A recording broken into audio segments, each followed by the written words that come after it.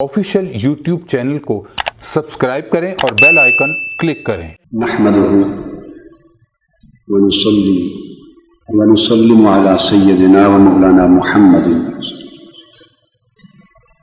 رسوله النبي الأمين المكين الحنين الكريم الرؤوف الرحيم، أما بعد،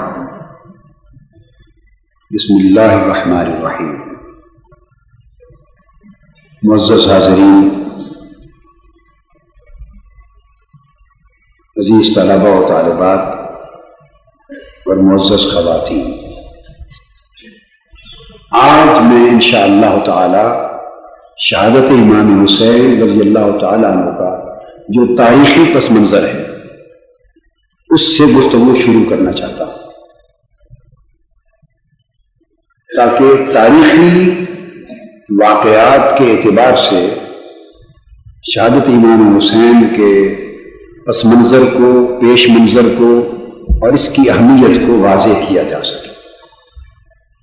تو یہ موضوع جذباتی نوعیت کا نہیں ہے، تاریخی نوعیت کا ہے، اور اس کا تعلق براہ راست اس عظیم واقعہ شہادت کے کو تاریخی تناظر میں سمجھنے سے ہے۔ حضور نبی اکرم صلی اللہ علیہ وسلم کا ایک ارشاد ہے، حضور علیہ السلام نے فرمایا اور دیگر ائمہ حدیث نے روایت کیا، الخلافۃ بعدی 30 سنہ۔ حضور علیہ السلام نے اپنے بعد خلافت راشدہ کا ذکر فرمایا اور فرمایا کہ یہ جو خلافت راشدہ ہے یہ میرے بعد 30 سال تک قائم رہے گی، ثم تکون ملکا، اور 30 سال کے بعد ملوکیت کا آغاز ہو جائے۔ یہ حضور علیہ السلام نے ایک پیشین گوئی فرمائی،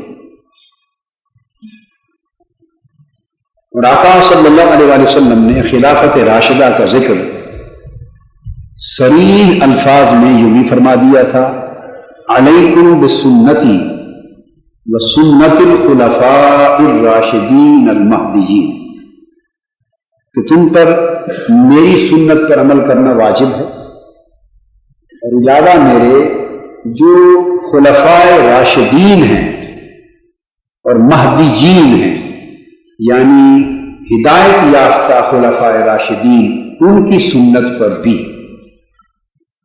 حضور نبی اکرم صلی اللہ علیہ وسلم نے خلافت راشدہ کی سنت اور اپنے دور نبوی اور دور نبوت و رسالت کی سنت کو یکجا کر دیا اور فرمایا یہ دونوں سنتیں حقیقت میں ایک سنت ہے اور ان پر عمل کرنا تم پر واجب ہے۔ یعنی 10 سالہ مدنی دور جو نبوت و رسالت کی حکومت کا دور ہے، وہ گویا اسلامی نظام سلطنت کا اجمال ہے، اور 30 سال کا خلافت راشدہ کا دور وہ اس مصطفی نظام حکومت کی تفصیل ہے۔ اور آپ نے یہ پیشین گوئی بھی ساتھ فرما دی کہ یہ دور خلافت راشدہ کا اور خلفاء راشدین کا 30 برس تک ہوگا۔ پھر یہ بھی بتا دیا کہ اس کے بعد ملوکیت کا آغاز ہو جائے، نام بے شک اسے خلافت کا دیا جاتا رہے، مگر وہ حقیقی معنی میں خلافت نہیں ہوگی، وہ ملوکیت یعنی بادشاہت سے بدل دی جائے گی، اور وہ ملوکیت اور بادشاہت الگ بات ہے کہ اچھا حکمران آ جائے گا تو دین کی خدمت ہوگی اور اچھے کام ہوں گے، برا شخص آ جائے گا تو دین کو نقصان پہنچائے گا، برے کام، یہ ایک الگ بات ہے۔ لیکن بحیثیت نظام سلطنت اور نظام حکومت کے خلافت ملوکیت میں بدل دی جائے۔ حضور نبی اکرم صلی اللہ علیہ وسلم کے اس اطلاع، آپ کی دی گئی اطلاع اور آپ کی عطا کردہ خبر کے عین مطابق خلافت راشدہ 30 برس کے اختتام پر مکمل ہو گئی۔ سیدنا صدیق اکبر رضی اللہ تعالی عنہ پہلے خلیفہ راشد تھے، انہوں نے 2.5 برس خلافت کی، کتنے؟ اب میں مختصراً تاریخ کا یہ سفر مکمل کرنے کی کوشش کروں گا تاکہ ہم کربلا معلّہ تک جا پہنچیں۔ سیدنا صدیق اکبر رضی اللہ تعالیٰ عنہ کے بعد سیدنا فاروق اعظم رضی اللہ تعالیٰ عنہ کا دور خلافت 10 برس پر مشتمل رہا۔ کل کتنا عرصہ ہو گیا؟ 12.5 برس۔ ان کے بعد سیدنا عثمان غنی رضی اللہ تعالیٰ عنہ نے تخت خلافت کو زینت بخشی۔ آپ کا دور 12 برس تک رہا۔ کتنا عرصہ ہو گیا؟ 24 برس۔ پھر سیدنا علی شیر خدا رضی اللہ تعالیٰ عنہ کا دور خلافت آیا۔ آپ 5 برس تک خلافت راشدہ کے عہدہ جلیلہ پر متمکن رہے۔ 5 برس۔ کتنا زمانہ ہو گیا؟ 29.5 برس۔ تو 30 برس میں کتنا عرصہ کم رہ گیا؟ 6 ماہ۔ اس میں پہلے 4 خلفائے راشدین ہی کی طرح اسی سنت اور اسی طریقہ و منہاج کے مطابق سیدنا امام حسن مجتبی رضی اللہ تعالی عنہ کو خلیفہ راشد مقرر کیا گیا۔ تو گویا وہ 5ویں خلیفہ راشد تھے۔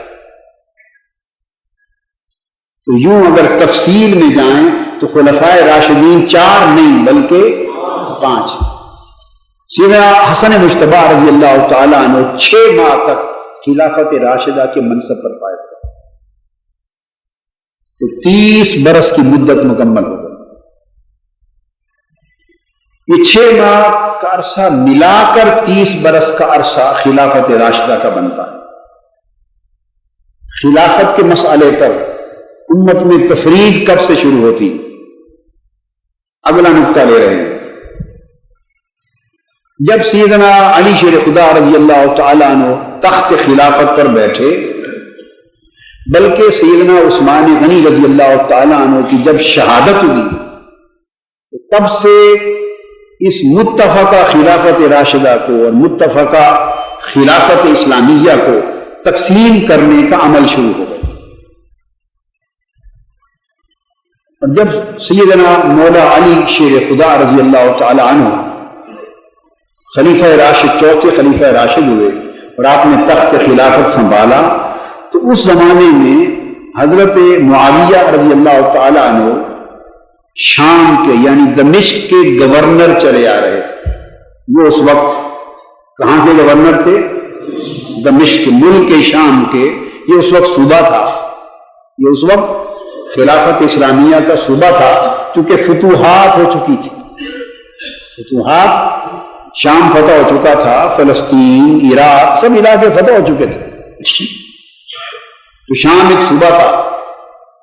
حضرت امیر معاویہ رضی اللہ تعالیٰ عنہ اس صوبہ شام کے گورنر تھے۔ سیدنا علی شیر خدا رضی اللہ تعالیٰ عنہ کا تعلق آپ کو معلوم ہے قریش کے قبیلہ بنو ہاشم سے تھا، اور اسی قبیلہ سے حضور تاجدار کائنات صلی اللہ تعالی علیہ وآلہ وسلم بھی تھے۔ حضرت معاویہ کا تعلق قریش کے قبیلہ بنو امیہ سے تھا۔ یہ ایک اتفاق ہے، سوء اتفاق کہیے کہ پرانے وقتوں سے بنو امیہ اور بنو ہاشم میں چپکلش، کشمکش اور ناچاکی چلی آ رہی تھی۔ یہ پہلے سے چلی آ رہی تھی، اور وہ عداوتیں، وہ چپکلشیں اپنے اثرات اس وقت تک رکھتی تھی، اور کچھ اور اسباب بھی ان کے ساتھ ملے۔ چونکہ میں کسی امر کی تفصیل میں گئے بغیر اختصار کے ساتھ یہ پورا تاریخی سفر طے کرانا چاہتا ہوں۔ جب سیدنا علی شیر خدا رضی اللہ تعالی عنہ تخت خلافت پہ بیٹھ گئے، حضرت معاویہ نے ملک شام میں بجائے سیدنا علی شیر خدا رضی اللہ تعالی عنہ کی خلافت کو قبول کرنے کے اور حسب سابق آپ کی خلافت پر بیعت کرنے کی بجائے اور اپنی گورنری کو خلافت علی شیر خدا رضی اللہ تعالی عنہ کے تابع کرنے کی بجائے انہوں نے ان کی خلافت قبول کرنے سے انکار کر دیا اور ملک شام کی گورنری کو اپنی آزاد حکومت میں بدل دیا اور اپنی آزاد حکومت کا اعلان کر دیا۔ یہ جدید اصطلاح میں آپ یوں سمجھیں اس خلافت راشدہ سے ایک بغاوت تھی، ایک ریبیلین تھی، اور اس بنیادی خلافت راشدہ کی وفاداری کے خلاف ایک انحراف تھا، ایک بغاوت تھی۔ ان کا حضرت علی شیر خدا رضی اللہ تعالیٰ عنہ کی حق پر مبنی خلافت کو قبول نہ کرنا اور انکار کر کے اپنی گورنری کو آزاد اور مطلق حکومت میں بدل دینا، یہ اقدام ان کا شرعاً اور سیاستاً درست اقدام نہیں تھا۔ یہاں سے ایک غلط اقدام کی ابتدا ہو گئی۔ اب اس پر مختلف اسباب ہیں۔ شیعہ حضرات اس کے اسباب بیان کرتے ہیں اور وہ حضرت علی کرم اللہ وجہ الکریم کے حق پر قائم ہونے کی حمایت کرتے ہوئے حد سے بھی بڑھ جاتے ہیں اور بہت کچھ حضرت معاویہ کے خلاف کہتے چلے جاتے ہیں، ایک ایکسٹریم پر چلے جاتے ہیں۔ اور کچھ لوگ وہ ہیں جو خارجی الذہن ہیں۔ کیا؟ خارجی الذہن، اور وہ اپنے دل میں بغض اہل بیت رکھتے ہیں، چھپا ہوا بغض رکھتے ہیں، چھپا ہوا بغض ظاہر نہیں کرتے، نام نہیں لیتے بغض اہل بیت کا، مگر اہل بیت اطہار کی محبت سے ان کے دل خالی، یا بغض اہل بیت کا کوئی نہ کوئی گرد یا بیج ان کے اندر مخفی طور پہ ہوتا ہے۔ اس کے پیش نظر حضرت امیر معاویہ کے اقدام کو بہر صورت ڈیفینڈ کرنا چاہتے ہیں، اس کا ڈیفینس کرتے ہیں، دفاع کرتے ہیں اور اسے درست ثابت کرنے کی کوشش کرتے ہیں، نتیجتاً وہ بھی حد سے بڑھ کر ایک ایکسٹریم تک چلے جاتے ہیں۔ یہ اقدام بھی ناروا اقدام ہے، یعنی ایک غلط قدم کو درست ثابت کرنا کبھی درست نہیں ہو سکتا۔ ہمارا موقف کیا ہے؟ یعنی اصل اہل سنت والجماعت کا اور اہل سنت کے ائمہ کا، اکابرین کا، راہ راست پر چلنے والے سواد اعظم کا اصل موقف کیا ہے؟ دونوں انتہاؤں سے بچ کر وہ بات کہنا جو میں نے احتیاط کے ساتھ کہی ہے، کہ درست کو درست کہا جائے، غلط کو غلط سمجھا جائے، مگر ہم سیدنا علی شیر خدا ہی کی خلافت کو حق پر مبنی خلافت سمجھتے، انہی کی خلافت و امامت حق ہے، اور حضرت امیر معاویہ رضی اللہ تعالیٰ عنہ کا آزاد حکومت کا اعلان کر دینا اور سیدنا علی شیر خدا کے دست حق پرست پر بیعت نہ کرنا اور ان کی خلافت کو قبول نہ کرنا لاکھ دلائل دیے جانے کے باوجود بھی درست نہ ہے، نہ ہو سکتا۔ ہم ان کے اقدام کا دفاع نہیں کرتے، مگر کیا کرتے؟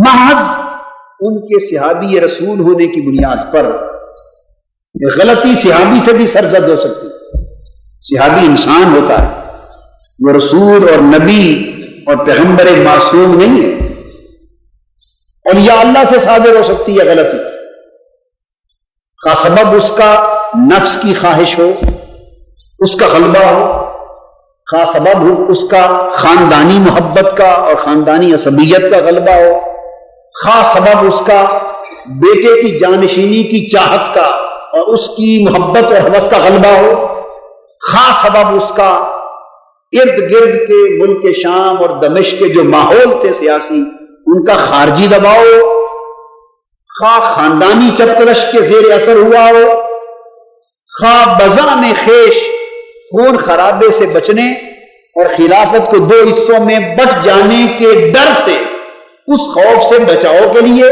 نیک نیتی پر کیا گیا قدم ہو. اسباب کوئی مورخ جو چاہے بیان کر لے، جس کا جی چاہے اس سبب کو قبول کر لے، جس کا جی چاہے دوسرے سبب کو قبول کر لے، اسباب جو بھی ہوں، مگر اس قدم کا دفاع نہیں کیا جا سکتا. ہم یہ کہتے ہیں کہ ہم چونکہ وہ صحابی رسول تھے، اقدام غلط تھا، مگر صحابی رسول اور حضور علیہ السلام کا ارشاد الصحابۃ کلہم عدول، کہ میرے تمام صحابی عادل ہیں، ان کی طرف بدنیتی کا الزام، اس کا انتساب اور بدنیتی کو منسوب نہیں کرنا چاہیے. خو آقا علیہ السلام کے ارشاد کے پیش نظر، صحابیت کے حیا کے پیش نظر اور حضور کے صحابہ کے عدول ہونے کے تصور کے پیش نظر ادباً اور حیاءً اپنی زبان بند رکھتے ہیں اور ان کی ذات پر تان تشنیع اور تنقید نہیں کرتے. ادباً اور حیاءً خاموشی کو واجب سمجھتے ہیں اور انہیں گالی دینے کو حرام سمجھتے ہیں، اور تان اور تشنیع دینا، ان کو برا بھلا کہنا، ان کو معاذ اللہ منافق کہنا، استغفر اللہ کافر کہنا، یا ان پر لعنت ملامت بھیجنا، یا برے الفاظ کے ساتھ انہیں یاد کرنا، اس عمل کو صحابیت کی توہین سمجھتے ہوئے اور حضور علیہ السلام کے حکم کی خلاف ورزی تصور کرتے ہوئے ادب اور حیا کے خلاف سمجھتے ہیں. اور ادب اور حیا صحابیت کے پیش نظر، اور حقیقت میں وہ حیا رسول ہے کہ حضور کے صحابی ہیں، ہم خاموشی کو واجب گردانتے اور زبان درازی کو حرام سمجھتے. چونکہ اہل سنت میں تمام تر حقائق کے باوجود پھر سب سے بڑی حقیقت ایک ادب کی بھی ہے. تمام تر حقائق اور واقعات کے باوجود ایک سب سے بڑی حقیقت کس کی؟ ادب کی بھی ہے. اور ادب پہلا کرینہ ہے محبت کے کرینوں میں. لہذا اس ادب اور حیا کے پیش نظر خاموشی ہمارا مسلک ہے، مگر اس خاموشی سے بڑھ کر ان کے اقدام کا دفاع کرنا ہم ناجائز سمجھتے، اسے درست قرار دینا ہم ناجائز سمجھتے. درست مولا علی شیر خدا ہی ہے، جائز قدم مولا علی شیر خدا کا ہی ہے، حق پر مبنی خلافت مولا علی شیر خدا کی ہی ہے. سو ہم یہ اعلان کرتے ہیں کہ حق حضرت علی شیر خدا کی جانب تھا، حق حضرت علی شیر خدا کی جانب تھا. اور ہماری فقہ کی اور عقائد کی بعض کتابوں میں صراحت کے ساتھ یہ بات درج بھی ہے. بعضوں نے تو یہاں تک بھی لکھ دیا ہے والحق کان بید علی وان معاویہ بغا علیہ، کہ حق سیدنا علی شیر خدا کی طرف تھا اور حضرت معاویہ کا اقدام حضرت علی کے خلاف بغاوت تھا. اگر وہ صحابی رسول نہ ہوتے، کوئی اور شخص ہوتا تو پھر اس کے لیے حکم سخت ہوتا، اس کے لیے حکم سخت ہوتا. یہ آقا علیہ السلام کی صحابیت ہے کہ جس نے ان کو سخت حکم سے بچا لیا، اس کی حفاظت کی. بس یہ دفاع ہے، صحابیت دفاع ہے، اقدام کا دفاع نہیں.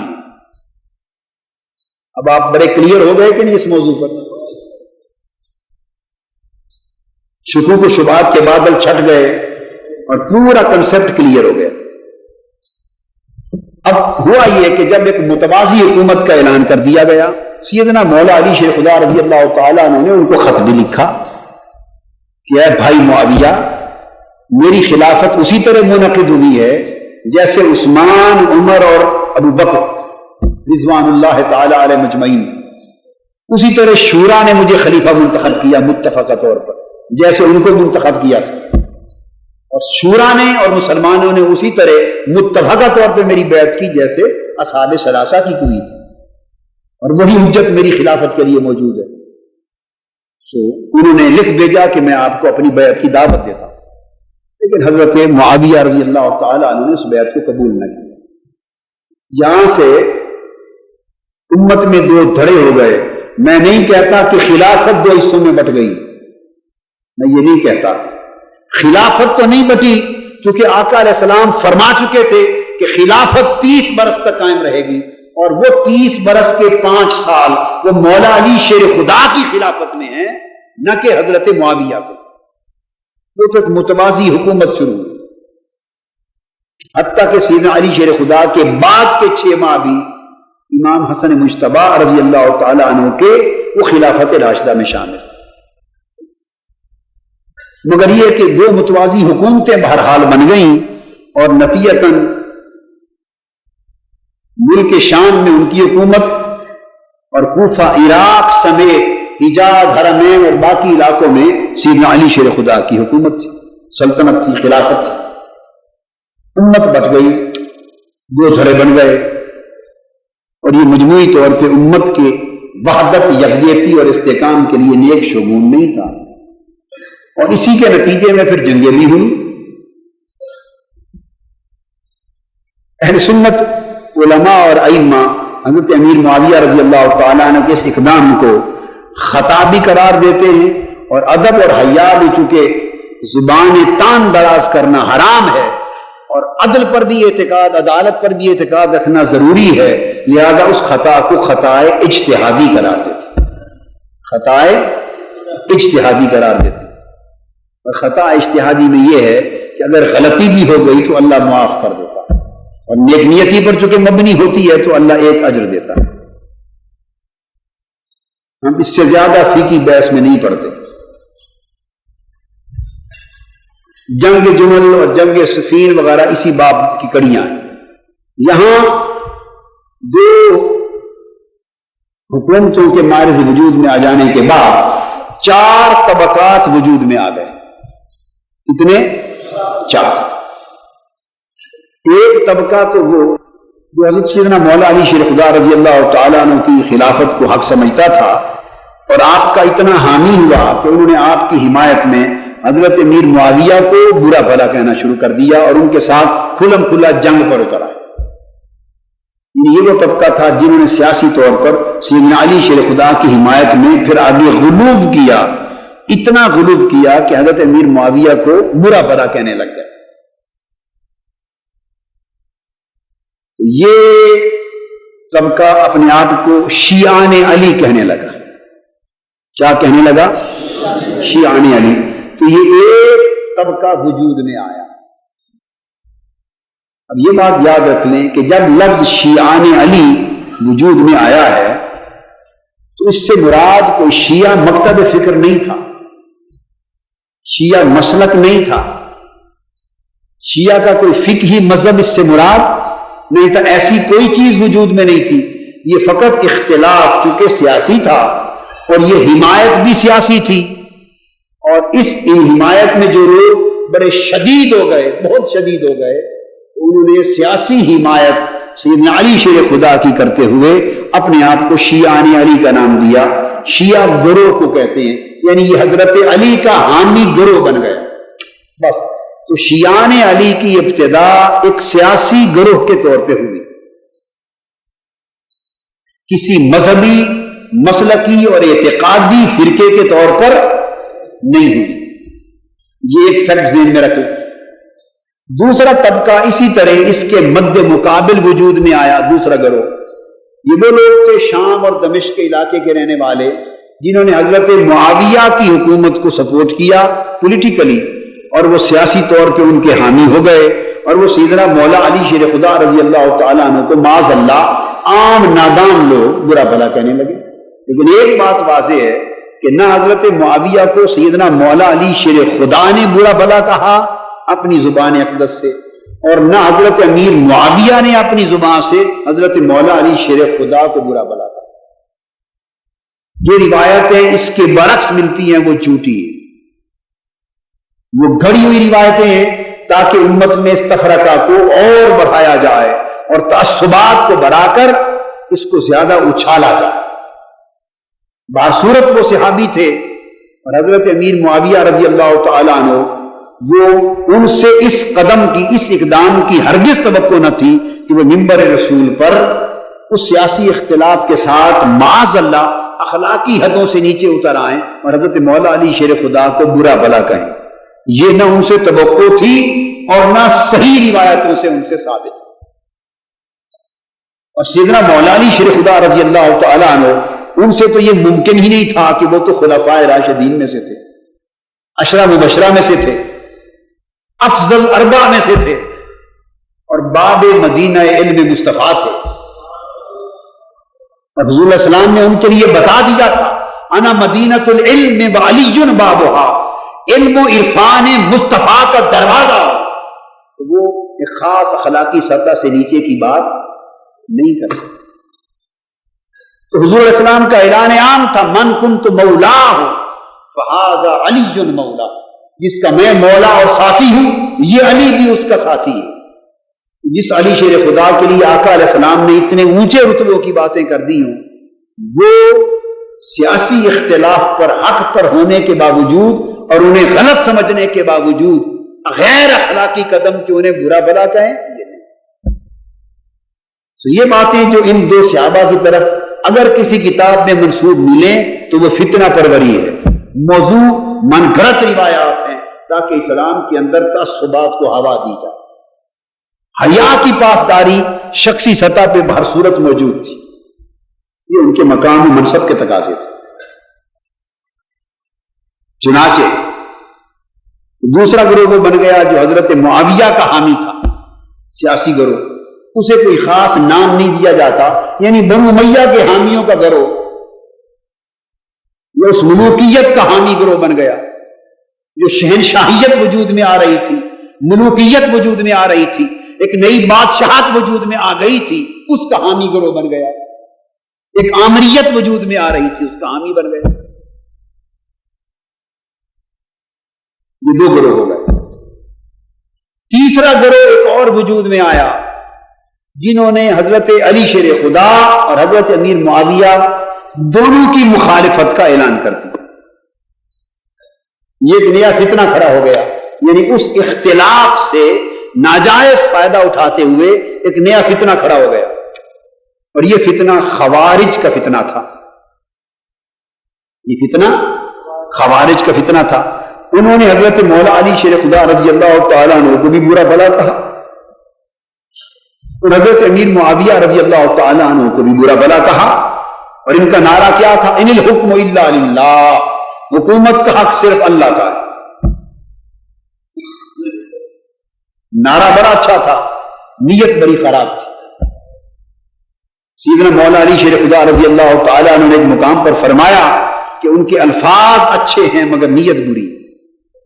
نعرہ ان الحکم الا للہ، کہ حکم صرف اللہ کا چلے گا، اتنا اٹریکٹیو نعرہ ہے، مگر خوبصورت نعرے کے اندر نیت بڑی خراب تھی.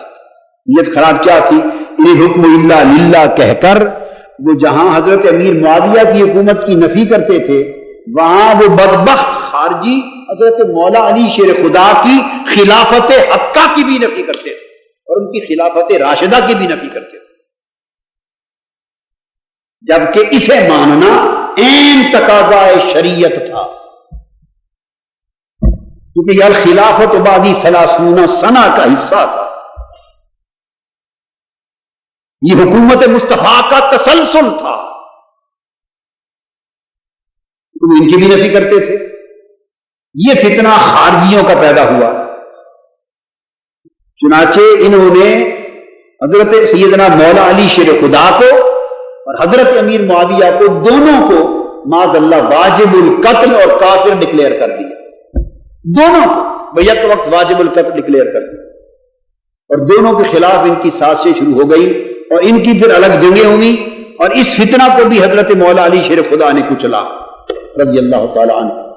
اور بالآخر سیدنا علی شیر خدا رضی اللہ تعالیٰ عنہ کی شہادت کا سبب بھی یہی بدبخت خارجی بنی، اور حضرت امیر معاویہ کو بھی نہیں خارجیوں میں سے کسی نے شہید.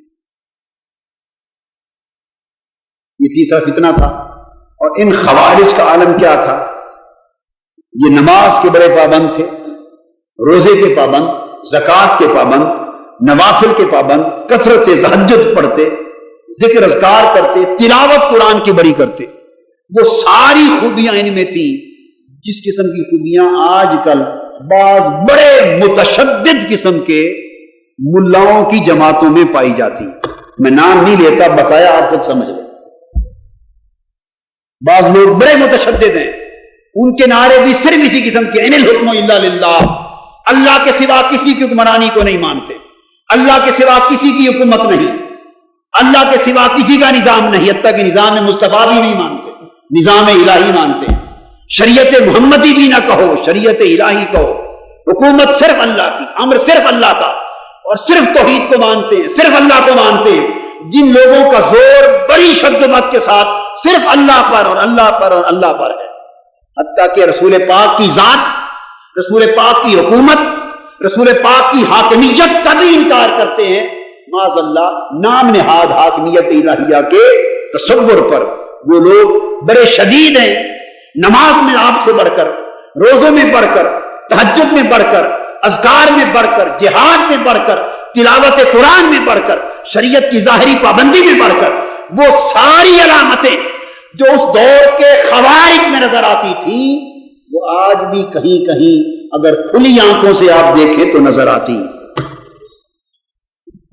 رسول السلام نے فرمایا تھا کہ یہ ٹولہ میری امت کے آخر وقت تک موجود رہے گا،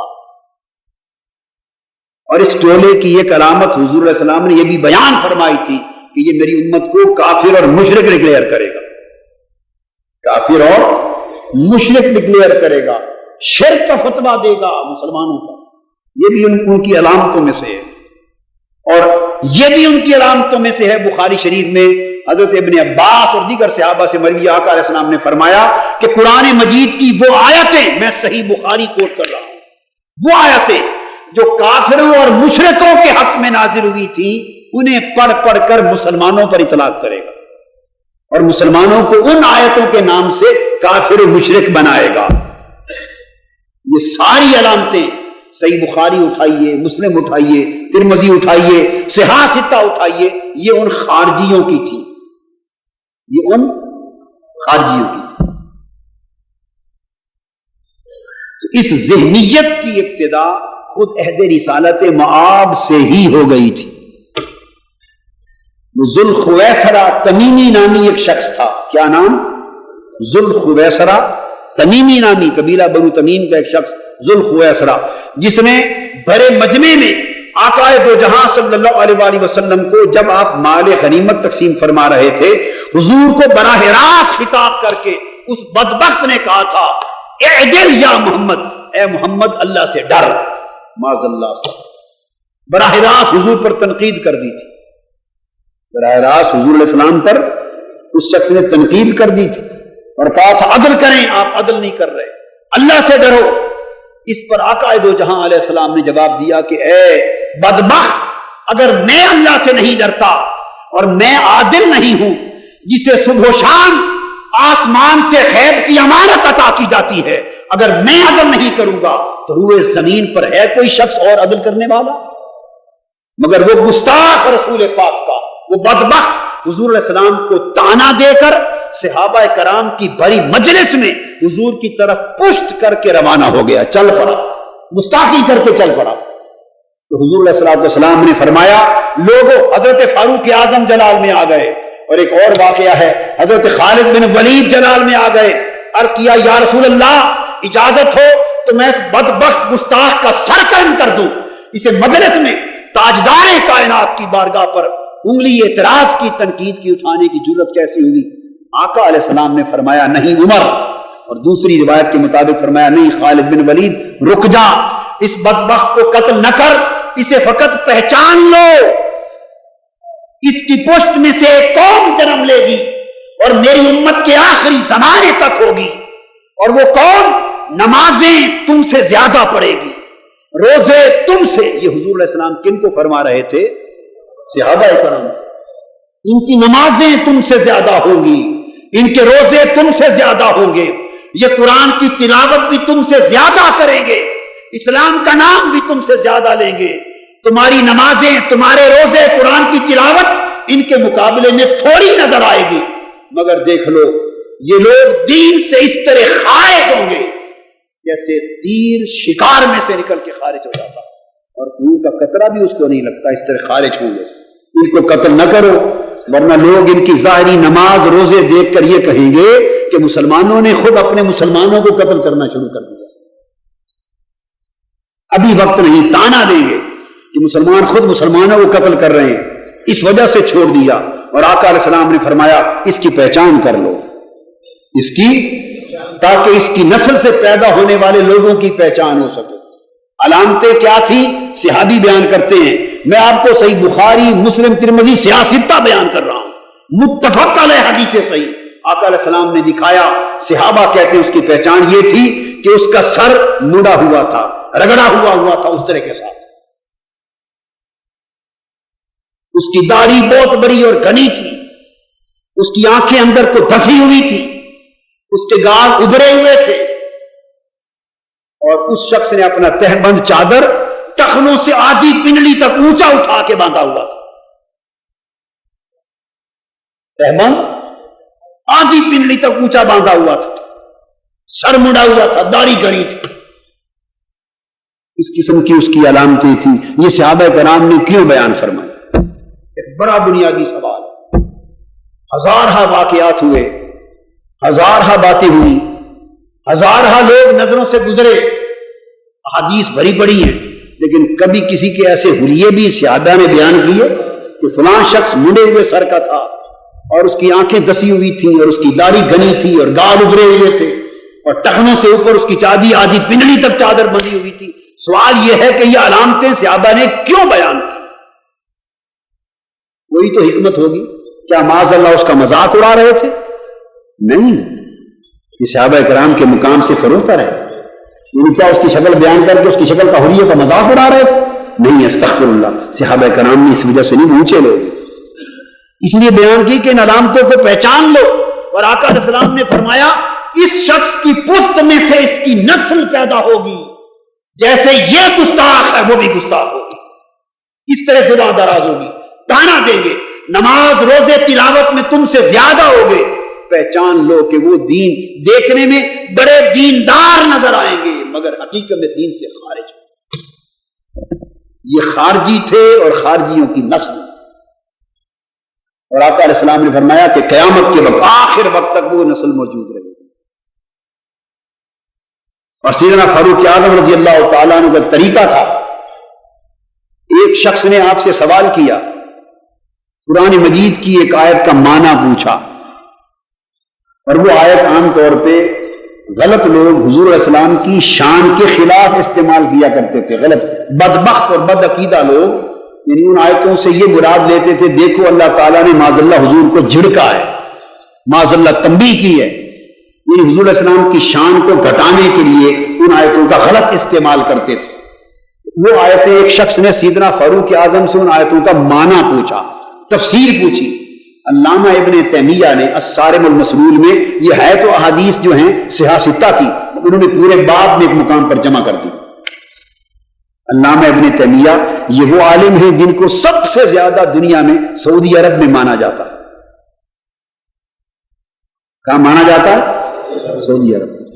انہوں نے جمع کر دیا، فرماتے ہیں سیدنا فاروق اعظم سے ان کا معنی کیا ہے؟ سیدنا فاروق اعظم رضی اللہ تعالیٰ عنہ سمجھ گئے، معنی نہیں بتایا ان آیتوں کو، کیا ان کا ترجمہ نہیں بتایا، تفسیر میں نہیں پڑھے، اس نے آیتوں کا مفہوم پوچھا، اور آگے معلوم ہے سیدنا فاروق اعظم نے جواب کیا دیا؟ فرمایا ذرا سر سے کپڑا ہٹانا، پگڑی یا ٹوپی چادر جو کچھ بھی تھی ذرا ہٹانا۔ ہٹایا تو اس کے سر پہ بال تھے۔ آپ نے فرمایا اس خدا کی قسم، اس خدا کی قسم جس کے قبضہ قدرت میں میری جان ہے، اگر تمہارا سر مڑا ہوا ہوتا تو جو آیتیں چن کر ان کا معنی تم نے پوچھا تھا، اگر تمہارا سر مڑا ہوا ہوتا تو اس تلوار سے تمہارے سر کا رگڑا اٹھا دیتا، قتل کر کے رکھا۔ اس لیے کہ تمہارا مڑا ہوا سر دیکھ کر میں سمجھ لیتا کہ کہاں سے بول رہے ہو، کس اسٹیشن سے بول رہے ہو۔ اب چونکہ سر مڑا ہوا نہیں ہے اس لیے شک پڑ گیا، معلوم نہیں ان میں سے ہو یا نہیں ہو، اس لیے چھوڑ دیتا۔ یہ سیدنا فاروق اعظم رضی اللہ تعالیٰ عنہ کا عمل تھا۔ تو ان لوگوں نے نعرہ تو اللہ کا لگایا، ان الحکم الا للہ، حکومت صرف اللہ کی ہے، نعرہ توحید کا لگایا، لیکن بدبخت ایک اچھے نعرے کے ذریعے بدنیتی پھیلاتے تھے، حضرت مولا علی شیر خدا کے خلاف، حضرت امیر معاویہ کے خلاف۔ خاص طور پہ ان کا بغض سیدنا علی شیر خدا رضی اللہ تعالیٰ عنہ کے خلاف تھا۔ یہ خوارج کا طبقہ ہوا، اور 3 طبقے ہو گئے۔ ایک شیعان علی جنہوں نے حضرت علی کی سیاسی حمایت میں تجاوز کیا اور حد سے بڑھ گئے، اتنا بڑے کہ پھر صحابہ کرام جو تھے حضرت معاویہ ان کے اوپر بھی زبان طعن اور نازیبہ کلمات پر پہنچ گئے، ادب اور حیا کی حد کو توڑ دیا۔ دوسرے حامیان امیر معاویہ جنہوں نے ایک غلط اقدام کی حمایت کی اور خلافت حقہ کی مخالفت میں حد سے بڑھ گئے۔ اور تیسرا طبقہ خوارج کا جو دونوں کے خلاف ہو گئے۔ چوتھا طبقہ امت مسلمہ کی اکثریت کا رہ گیا، اور وہ اہل سنت والجماعت کا اکثریت کا۔ ان کا موقف کیا تھا جو آپ سن رہے ہیں؟ یعنی یہ حضرت مولا علی شیر خدائی کی خلافت کو حق پر مانتے، سیدنا مولا علی شیر خدائی کی خلافت کو مانا، انہی کے دست یک پرست پر بیعت کی، انہی کو خلیفہ برحق اور امام راشد مانتے، اور انہی کی حکومت کو سچی حکومت مانتے۔ حضرت امیر معاویہ کے اقدام کو درست نہیں مانتے تھے، مگر وہ اب دھڑے بندی میں آ کر جنگ اور قتال میں اس لیے نہیں آتے تھے کہ تاکہ امت میں خون خرابہ نہ ہو، برا بھلا نہیں کہتے تھے، حیاءً ادباً چپ رہتے تھے اور خون خرابہ اور تفرقہ سے بچتے تھے، مگر بھرپور طریقے سے سیدنا علی شیر خدا کے موقف کو حق جانتے اور مانتے تھے۔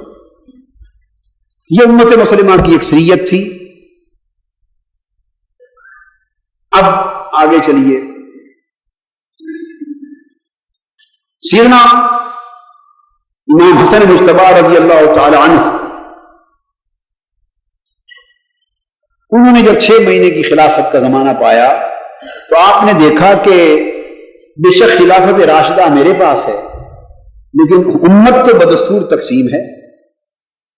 اب شام اور دمشق اور گردنوا کے علاقے اور سلطنت میں جنگیں بھی ہو چکی ہیں اور کوئی اپنے موقف سے ہٹنے کے لیے تیار نہیں، اور امت میں وحدت پیدا نہیں ہو رہی۔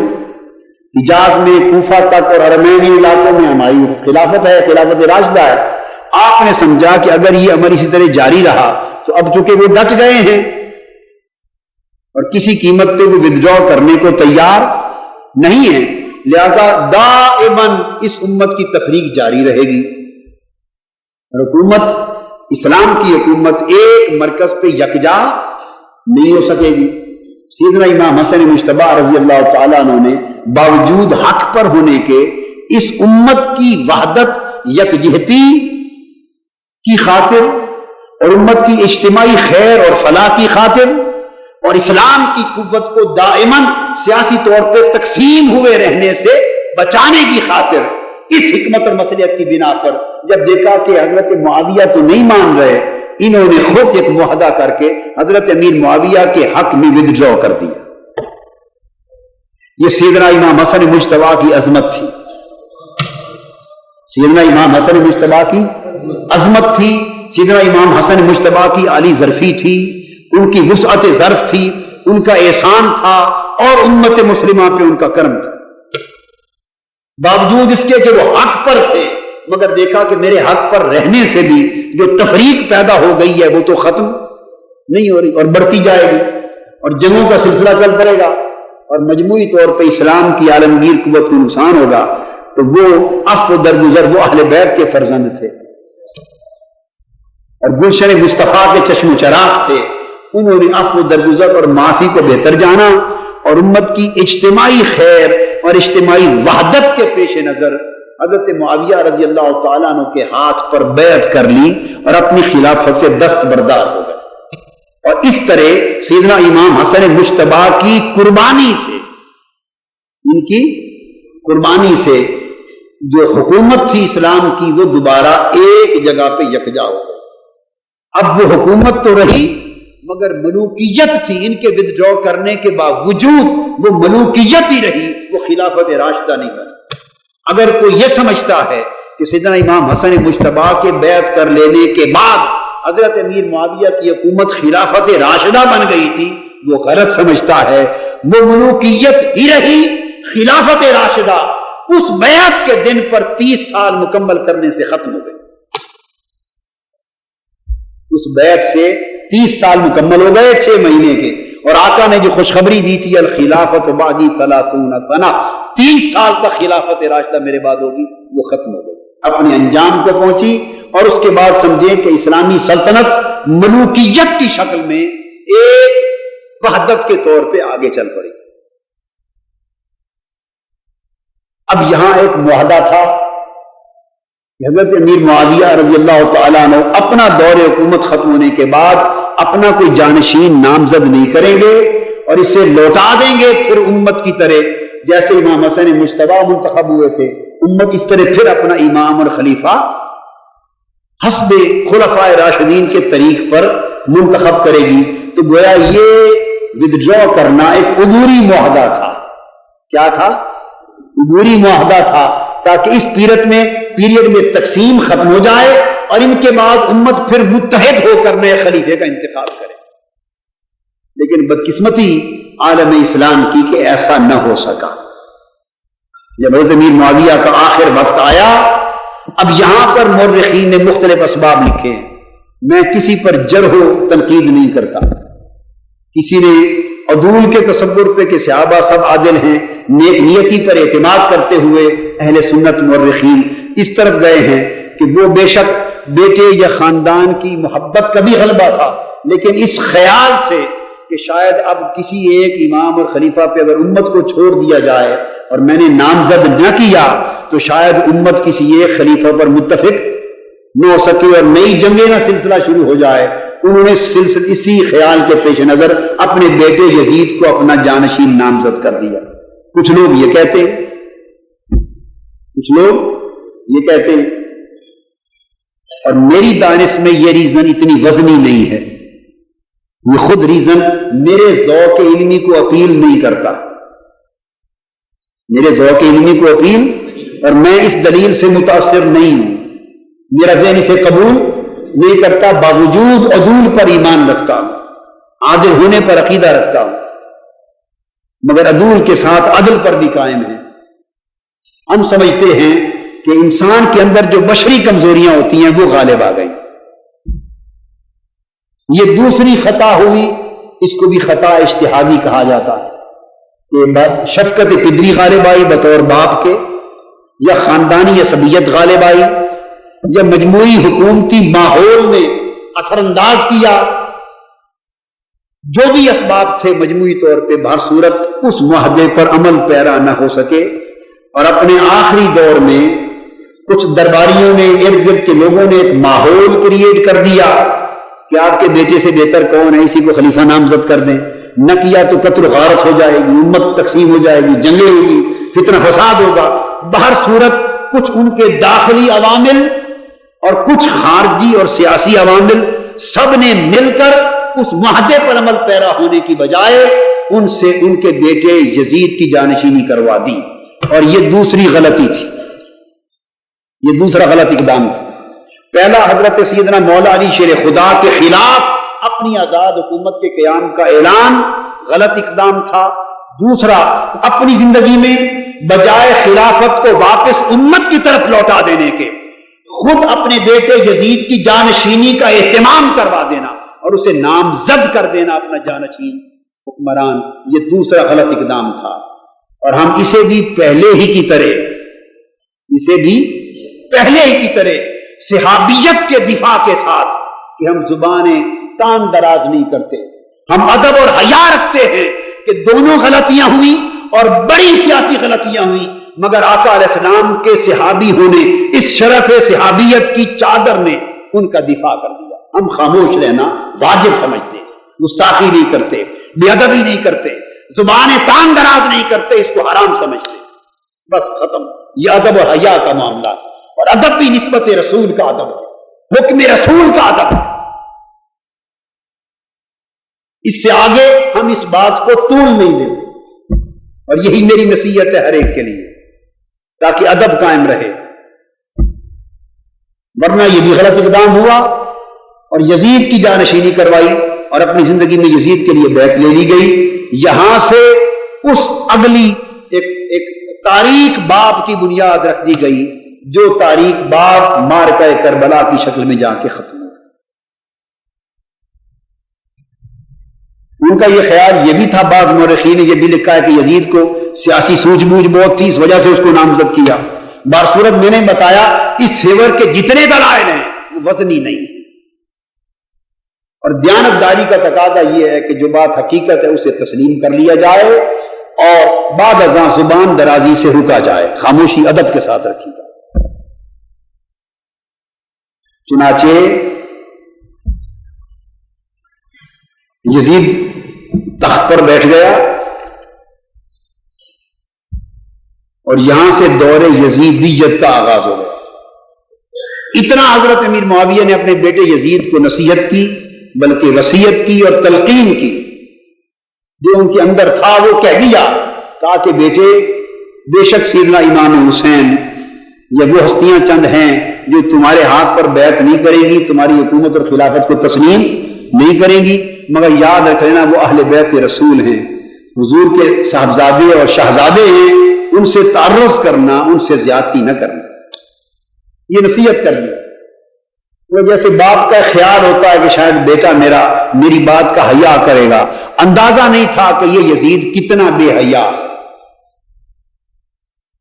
وہ بے حیا تھا، بدبخت تھا، نافرمان تھا، اس نے کسی چیز کی قدر نہ کی، اور تخت خلافت پر، خلافت کیا تھی، تخت حکومت پر بیٹھتے ہی اس نے مدینہ کے گورنر کو خط لکھ دیا۔ اسے مدینہ کے گورنر کو خط لکھ دیا، اس کا نام اس وقت ولید بن عقبہ تھا، اور کہا کہ حضرت امام حسین، حضرت عبداللہ بن عمر اور حضرت عبداللہ بن زبیر، ان تینوں کو بلاؤ اور میرے لیے ان سے بیعت لو، اور اگر وہ تینوں بیعت نہ کریں تو گرفتار کر کے انہیں میرے پاس لے آؤ۔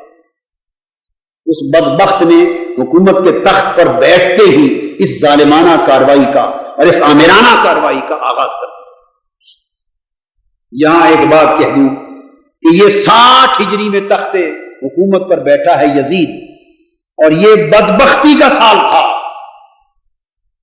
حضرت ابو ہریرہ رضی اللہ تعالیٰ عنہ فرماتے ہیں، حدیث پاک میں ہے اور ایک حدیث صحیح بخاری میں ہے، وہ فرماتے ہیں حفظت من رسول اللہ صلی اللہ علیہ وسلم دعائین، میں نے حضور علیہ السلام سے 2 طرح کی دعائیں اور 2 طرح کے کلمات سیکھے، فاما احدہما فبثثتہ فاما الاخر لو بثثتہ لقطع ھذا البلعوم۔ فرمایا 2 قسموں کی باتیں میں نے حضور علیہ السلام سے سیکھی ہیں، ان میں سے ایک قسم تو ایسی باتوں کی ہے جو میں برسر عام تم سے بیان کرتا رہتا ہوں، کھلی مجلسوں میں بیان کرتا ہوں۔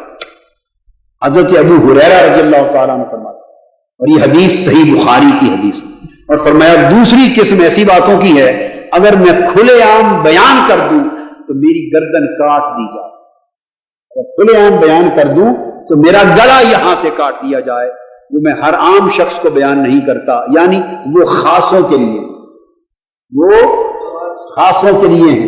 یہ ابو ہریرہ رضی اللہ تعالیٰ عنہ فرما رہے ہیں، وہ جو میاں محمد نے کہا کہ خاصاں دی گل عامہ اگے نہیں مناسب کرنی، کھیر پکا محمد بخشا کتیاں اگے درنی،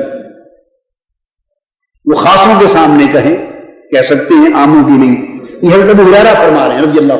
یہی حضرت یعقوب علیہ السلام نے نصیحت کی تھی سیدنا یوسف علیہ السلام اپنے بیٹے کو، جب وہ خواب دیکھا تھا آپ نے کہ سورج چاند اور 11 ستارے سجدہ کر رہے ہیں، حضرت یعقوب نے بشارت دی، مبارکبادی دی، بیٹا خواب بڑا اونچا ہے، اس خواب نے تمہارا مستقبل دکھا دیا ہے، مگر خاصوں کی بات ہے، عاموں سے نہ کر بیٹھنا۔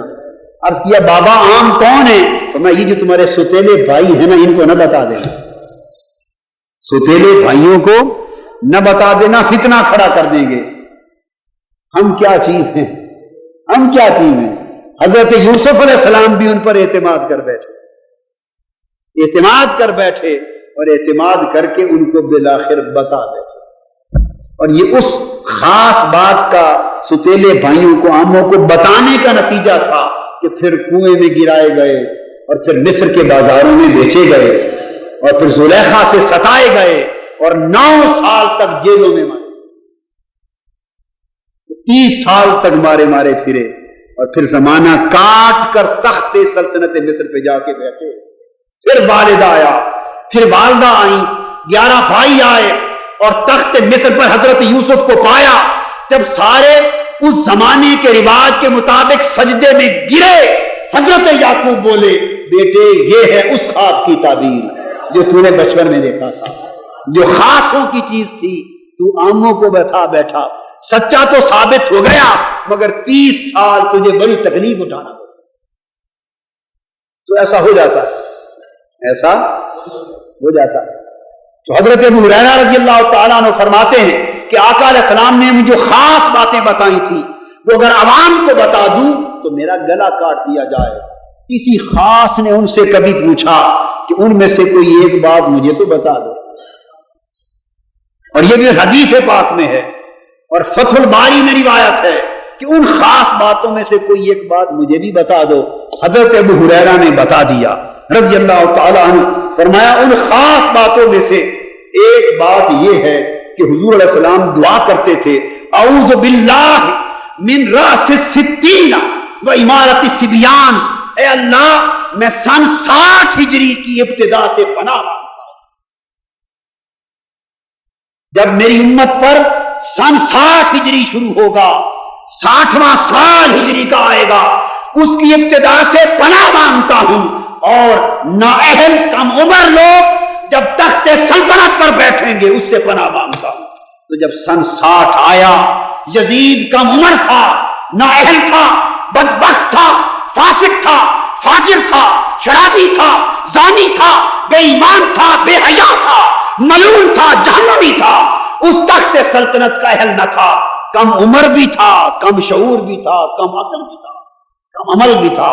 جب وہ تخت پر بیٹھا تو عمارت الصبیان کی شرط بھی پوری ہوئی، کم عمروں کا تخت پر بیٹھنا، اور راس الستین اور سن 60 کی ابتدا والی شرط بھی پوری ہوئی۔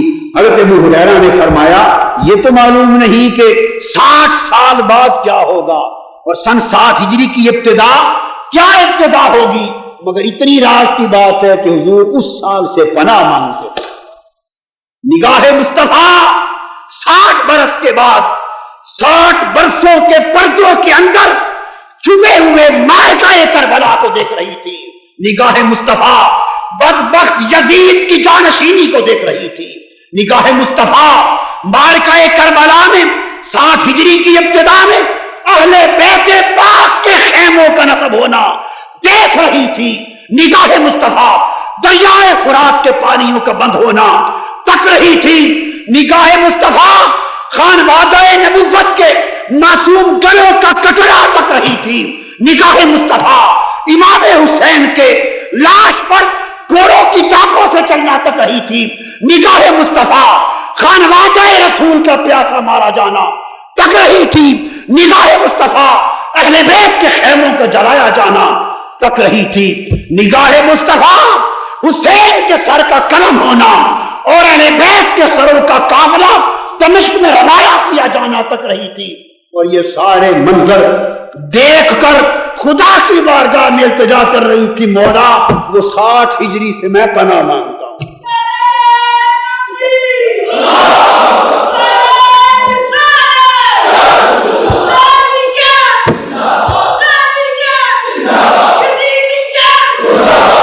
اور فتح الباری میں ہی یہ حدیث ہے کہ ابو ہریرہ رضی اللہ تعالیٰ عنہ خود ساری زندگی جب بازاروں سے بھی گزرتے تھے، اوپن مارکیٹ سے گلی کوچوں بازاروں میں بآواز بلند یہ دعا کرتے تھے خود، اللہم لا تدرکنی سنۃ 60 ولا امارت صبیان، اے اللہ مجھے 60 ہجری تک زندہ نہ رکھنا، مجھے سن 60 تک زندہ نہ رکھنا، دعائیں کرتے تھے۔ اور اللہ کی شان کہ 60 ہجری کی آمد سے قبل حضرت ابو ہریرہ کی وفات ہو گئی۔ کسی کو خبر نہ تھی کہ 60 ہجری میں کیا ہونے والا ہے۔ سن 60 آیا اور بدبخت یزید تخت پر بیٹھا۔ اس کے تخت پر بیٹھنا تھا کہ معرکہ کربلا کی داستان کی ابتدا ہو گئی، اور وہ ابتدا ولید بن عقبہ کو خط لکھے گئے خط سے ہوئی کہ حسین کو پکڑ لو، عبداللہ بن عمر کو پکڑ لو، عبداللہ بن زبیر کو پکڑ لو اور ان سے میری بیعت کا مطالبہ کرو، بیعت کرے تو فبہا، نہیں تو انہیں گرفتار کر کے میرے دربار میں پیش کر دو۔ آج کی گفتگو یہاں پر ختم کرتا ہوں، اگلا جو بھی موقع آئے گا انشاءاللہ تعالی جمعۃ المبارک تو اس گفتگو سے آگے کے مضمون کو شروع کریں گے۔ وما علینا الا البلاغ۔ آفیشیل یوٹیوب چینل کو سبسکرائب کریں اور بیل آئیکن کلک کریں۔